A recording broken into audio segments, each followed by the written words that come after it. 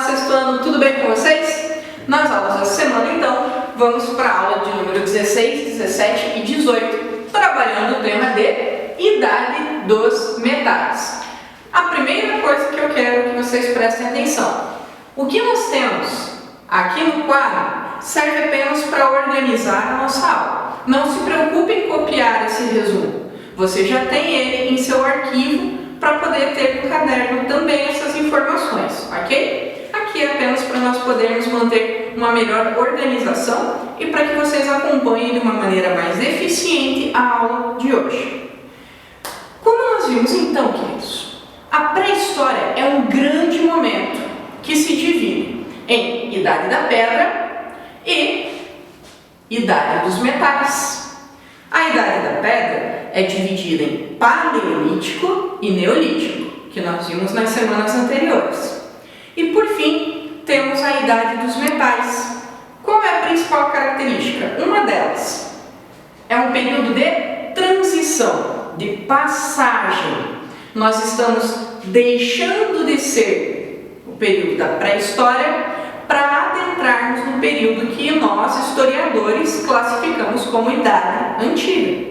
É claro que naquela época as pessoas não pensavam assim: nossa, que bom, estou saindo da pré-história e entrando na Idade Antiga. Eles não tinham essa visão. Essa é uma visão que nós criamos. Nós dividimos o tempo para facilitar o estudo. Lembra lá no primeiro bimestre? Pois bem, então, esse período marca essa transição, essa mudança. Vocês estão em fase de transição. É mesmo. Vocês estão deixando de ser crianças para tornarem-se adolescentes. Vocês são o que chamamos de pré-adolescentes. Ou seja, tem características na infância, mas já tem características na adolescência. Está em uma fase de transição, de mudança, certo? As principais marcas desse momento são o quê? Desenvolveu-se a metalurgia, ou seja, eles descobriram como produzir instrumentos feitos de metal, através do bronze, através do estanho, através do ferro. Desenvolvimento da escrita, que não é parecida com a que nós temos hoje, mas serve para a mesma utilidade de agora. Organização. E também a roda. A roda é uma transformação fantástica para as pessoas daquele período, certo? Então, nessa fase da transição, muitas coisas surgiram, e essas coisas que surgiram, que se desenvolveram, nos levam a um outro momento da história, certo? Pois bem, primeira coisa importante: quando eles descobriram de que maneira trabalhar os metais, isso mudou a vida deles. E você pode perguntar: prof, e como é que eles descobriram isso? Simples, queridos. Eles não usavam pedras para fazer os seus instrumentos? Em muitas dessas pedras nós temos minérios de metal, né? O minério de ferro, de bronze, que eles vão poder trabalhar. E eles descobriram que muitas vezes, quando você tirava das pedras esses pigmentos, vamos dizer assim, esses pequenos pedaços de metais, se você colocasse em altas temperaturas, ele poderia ser moldado, ou seja, trabalhado. É óbvio que eles provavelmente descobriram isso ao acaso. Muito provavelmente havia alguma fogueira ali por perto e eles deixaram uma grande quantidade de pedras com metais ali. Opa, peraí, esse tipo de pedra faz com que ocorra o surgimento de metais e eu posso moldá-los. Então eles começam a fazer instrumentos mais eficientes. E a partir daí, eles começam a misturar um metal com o outro até formar ligas cada vez mais fortes. Com instrumentos melhores, devido à metalurgia, eles conseguem produzir excedentes. O que é isso? Excedente é excesso. É aquilo que eu tenho a mais. Eu produzi mais do que eu necessito. Então, nesse momento, quando os instrumentos ficam ainda melhores, Com a pedra lascada era bom. Com a pedra polida no Neolítico, melhor ainda. Agora, com os metais, fantástico. Eles conseguem fazer instrumentos que duram mais tempo, que vão melhorar a produção, que vai fazer com que eles consigam revirar melhor a terra, e eles produzem mais do que necessitam. Então, a principal atividade que existia era a agricultura e o pastoreio, ou seja, plantar e cuidar de animais para que eles pudessem sobreviver. Mas você percebeu que com instrumentos novos, eles estão plantando mais alimentos do que eles precisam? Esse alimento a mais é o que nós chamamos então de excedente, certo? Se eu tenho excedente, significa que eu não preciso trabalhar tanto. Afinal de contas, eu produzi mais do que eu preciso. Então, aquele excedente eu posso deixar guardado para utilizar em outro momento. Isso significa que o ser humano passou a ter um certo tempo livre. Exatamente, um tempo livre. E a partir daí, ele começou a desenvolver novas ideias. Bom, se agora eu não preciso estar plantando, ou colhendo, ou revirando a terra, vou fazer outra coisa. Então, começam a desenvolver novas ocupações, novas maneiras de passar o seu tempo. Alguns começam a se aperfeiçoar, por exemplo, na lida com a madeira, se tornam carpinteiros. Outros gostaram de trabalhar com o couro e produzir sapatos, torna-se um sapateiro. Um deles adorava mexer com o trigo, com a cevada e começa a produzir pães, torna-se um padeiro. Ou seja, produzindo mais, sobra mais tempo. Sobrando mais tempo, eles podem se ocupar de novas coisas que antes não podiam. E aí, eu preciso de um número menor de pessoas trabalhando na agricultura. Por quê? Porque os meus instrumentos são melhores. Pense comigo. Para revirar a terra, eu preciso de 10 homens. Mas se eu tenho um cavalo que consegue revirar essa terra com um instrumento, eu continuo precisando de 10 homens? Não. Então, a partir do momento que os instrumentos ficaram melhores, eles aprenderam a produzir melhor, as pessoas, além de ter mais tempo, também passaram a não ter mais a ocupação ali e tinham que ter novas ocupações. A partir daí, então, queridos, ocorre o quê? Aquilo que nós chamamos de revolução urbana. Ou seja, o que significa a palavra revolução? Uma transformação, uma grande mudança, certo? Por que uma grande mudança? Eu preciso de todo mundo trabalhando na agricultura? Não. Por quê? Porque eu tenho instrumentos melhores e me permitiu produzir excedente. As pessoas com mais tempo passam a desenvolver novas ocupações. Não vão morar mais no espaço onde se produz.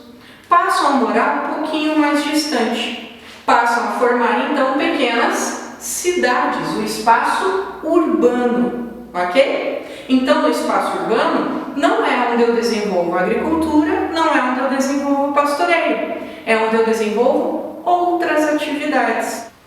O padeiro, o sapateiro, o carpinteiro vão produzir coisas para quem está no campo. E quem está no campo produz coisas para quem está na cidade. Ocorre uma espécie de uma troca entre eles. Quem está no campo não precisa mais se preocupar em produzir a roupa, em produzir o que vai utilizar, a sua ferramenta. Quem está na cidade não precisa mais se preocupar em produzir o alimento. Eles fazem essa troca, certo? Então, uma revolução. É claro que para uma coisa dessas ocorrer, leva-se muito tempo. É uma mudança lenta que ocorre aos poucos. Quando eles percebem, já estão vivendo de outra maneira. Nesse momento, então, nós vamos começar a diferenciar o que é uma aldeia de uma cidade. Nós até já comentamos sobre isso em outros vídeos, mas nós vamos reforçar esse conceito. O que acontece então? Existem 3 coisas que diferenciam a aldeia da cidade, e não é apenas o número de pessoas que vivem ali. Primeira coisa, divisão do trabalho. Na aldeia não tem muita divisão, não existem muitas profissões. Como é um número menor de pessoas, a maioria deles trabalha na agricultura e no pastoreio. Agora, quando eu tenho muitas pessoas, alguns trabalham na agricultura e pastoreio, outros passam a ter outras ocupações. Então, nas cidades, existe uma maior divisão do trabalho. As pessoas têm trabalhos diferentes, maneiras diferentes de se organizar. Outra coisa, o comércio. Na cidade, a troca é muito maior do que na aldeia, certo? Eu ia dizer no campo, é na aldeia. Então, na cidade, como existem pessoas morando mais próximas umas das outras, elas trocam mais os produtos entre si do que quem está na aldeia. Normalmente na aldeia eles produzem o que eles precisam, aqui não. Aqui já se produz a mais para poder ter troca. E centralização do poder. Queridos, vamos pensar o seguinte exemplo. Você está no recreio e você tem 4 amigos. Contando com você, são 5. Para um grupinho de 5 amigos, precisa alguém liderar? Não necessariamente. Vocês podem conversar entre vocês para tomar decisão. Vamos lanchar no pátio de cima ou no pátio externo? Vamos comer primeiro, depois brincar? Ou primeiro vamos brincar, depois a gente come? Vocês conversam entre vocês, chegam juntos a uma decisão. Podemos dizer que o poder é coletivo. Na aldeia também. Como o número de pessoas não é tão grande, eles conseguem tomar as decisões de uma maneira coletiva. Todo mundo opina. Agora, se estamos numa sala de aula com pelo menos 30 pessoas, será que conseguimos tomar uma decisão tão facilmente do que quando o número é menor? Não. E aí, nós temos então ou um professor, ou um representante de turma. Significa que de alguma maneira o poder se tornou centralizado. Ou seja, não é que aquela pessoa tem todo o poder, mas ela passa a dizer aquilo que vai ser feito, pelo menos pela maioria. Então, quando eu tenho um número muito grande de pessoas, é necessário que alguém se torne o porta-voz, porque todos falando ao mesmo tempo, iria ficar uma bagunça e não se chegaria a lugar nenhum. Então pode ser que nem todos tenham a sua vontade atendida, mas pelo menos a maior parte sim. Ou seja, na cidade o poder normalmente vai estar centralizado em um rei, em um líder religioso ou em um grupo militar. Vão ter alguns grupos de pessoas, é como uma escola. Existem professores, orientadores, diretores, certo? Enquanto na aldeia, quando o número é menor, o poder normalmente é coletivo. Portanto, na cidade, nós temos uma divisão do trabalho maior quantidade de comercialização de produtos e o poder normalmente é centralizado, o que é diferente das aldeias. Então, nesse momento, alguns lugares são aldeias, outros lugares tornam-se cidades. Viu aí a diferença? Nós não vivemos mais em aldeias, nós passamos a ter urbanização. É uma transição, é algo que não existia e foi possível existir diante das mudanças que ocorreram. E nesse número grande de pessoas vivendo no mesmo lugar, é preciso se organizar. Quando você é pequenininho, lá do 1º ao 5º ano, normalmente você tem um número menor de cadernos, certo? Porque você tem uma quantidade menor de exercícios. Agora, quando você está do 6º ao 9º ano, você pode até ter um caderno só, mas é dividido em várias matérias. Por quê? Se você pegasse um monte de folhas e colocasse primeira aula matemática, na segunda português, e fosse escrevendo um seguido do outro, na hora de estudar, você ia se encontrar? Eu acho que não. Por isso que nós dividimos em matérias. Então, quando nós temos um grande número de pessoas, você precisa organizar melhor. Será que o que eu tenho para comer vai alimentar todo mundo? Será que o exército que eu tenho é suficiente para proteger a todos? Então, para poder organizar tudo isso, nós começamos a fazer o quê? A escrever. Se você tem só uma coisa para lembrar durante o dia, pode ser que você não note em lugar nenhum. Você não, isso aqui eu lembro. Se tua mãe falar, filho, vá no mercado e pegue para mim 10 pães e uma caixa de leite. Normalmente você não toma nota, você simplesmente compra. Agora, se a sua mãe falar, pegue 10 pães, 2 caixas de leite, 300 gramas de queijo, 400 de presunto, quer também chocolate em pó, vai precisar pegar amido de milho. Você fala, mãe, eu parei no pão. Certo? O que você vai fazer? Anotar. Por quê? Para se organizar. Nesse momento, essas grandes sociedades precisam se organizar. E é aí que surge a necessidade da escrita. Certo? Então, um número maior de pessoas, para se organizar, necessita da escrita. Quanto mais nós temos que lembrar, quanto mais tarefas nós temos, maior a nossa necessidade de tomar nota, seja digitando ou seja escrevendo manualmente. As primeiras formas de escrita que surgiram são bastante diferentes da escrita que nós temos hoje, certo? Normalmente eram símbolos que representavam uma ideia. Nós costumamos chamar de escrita pictográfica, certo? Ou também hieróglifa. Hieróglifos são desenhos que representam uma ideia. Vou te dar um exemplo. Eu podia desenhar um sol. O sol pode querer dizer que está quente, ou que estava um dia claro, ou então que havia um grande brilho.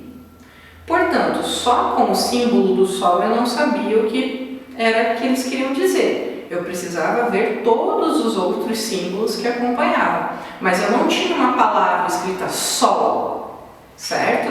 Havia um desenho. E a partir desse desenho chegava-se a conclusões. A conclusão que nós chegamos ao fim dessa aula, queridos, é que na Idade dos Metais ocorreu uma grande transformação que nos leva da idade da pedra, como muitos chamam, ou da pré-história, para a chamada Idade Antiga. E para isso, vamos ter que levar em conta as transformações que ocorreram, que nos levaram a uma revolução urbana. Estudem, copiem o resumo do caderno, mandem as suas dúvidas, certo? E até a semana que vem.